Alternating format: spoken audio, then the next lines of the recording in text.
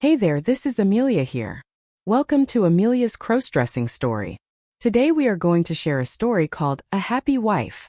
For more interesting and exclusive stories, please subscribe to my channel and support me at Patreon. I knew my husband crossdressed. In fact, I kind of liked it. He would spend a couple of hours getting dressed up and we would be girlfriends. He helped with the housework, did as I told him to do, and was very turned on. Then after a couple of hours he would go to the bathroom and I suspect masturbate. Then he removed the feminine attire and returned to the same old masculine superior bull he demonstrated before he dressed up. I had discussed this very privately with my best friend Heather. She had suggested that I take advantage of my husband's love for crossdressing and the submissive role by controlling the time and length of time of his dressing episodes. Then I would have the upper hand. Good idea, I thought, but just how could I do that? Okay, I would control him. How to do that, I wondered. I looked around on his computer and checked out his interests. It seems my husband likes to read about female domination, forced feminization and sissy things. The next step was easy. I typed in chastity belts on a search engine. The belt I decided on was really a series of rings and a plastic cage with a lock, simple, effective, cheap, but looked uncomfortable, and it would certainly make a male feel inferior to his key holder. That would be me.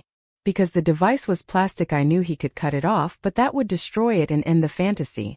What the hell, I thought. I ordered it in a medium, so I asked them to mark the box small. Hubby had a couple of dress-up sessions before the device arrived.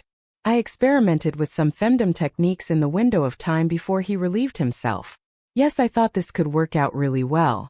The box was in the mail on a Friday. He often liked to dress up on Friday nights. Tonight I suggested it for him and added a perk. I just might keep you as my girl for the weekend.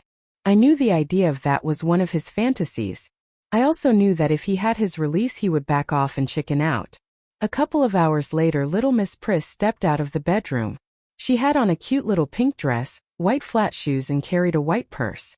I had her walk and swish for me, then come over and stand in front of me. I lifted her skirt. Next to my chair was a bowl of ice, a washcloth, and the device. Well, hubby screamed and he tried to back away, but I held what was left of it in my hand. Haha, small guy. It belongs to me. I showed him the device and told him it was to guarantee his staying with my girl for the weekend. He was afraid, but I knew the idea turned him on. Okay, first we needed to set some ground rules, really only one. I had him by the privates. He had best do as I say, when I say it, and had best be cheerful about it. And he could start now. I told him just what I wanted, where to focus, how long to linger. After that I was ready for a short nap. I told the new girl to wake me in an hour with a nice cup of tea and a foot lick. In the meantime she could be getting supper started. By the time Sunday night rolled around, Missy hubby had spent a long weekend in dresses, tight shoes, and an even tighter chastity belt. Heather had dropped in and was treated to a home-cooked meal served to her and I by the new girl. Miss hubby wasn't happy about Heather being there, but the fear of an extended time belt brought out that girlish charm I just knew he had. Before Heather left, Miss hubby was called to attention, and the rules of life were laid out for him. I had a key, Heather had a key in case I lost mine. He would wear the belt at all times. He would be released for short times on weekends only for sex with me. I would choose what it was to be. He would wear at least one visible item of feminine clothing at all times. I would choose that item. It may be a lace hanky, earrings, other jewelry, menswear style women's shoes, or if I happened to be playful or pissed off, it could even be a dress or skirt.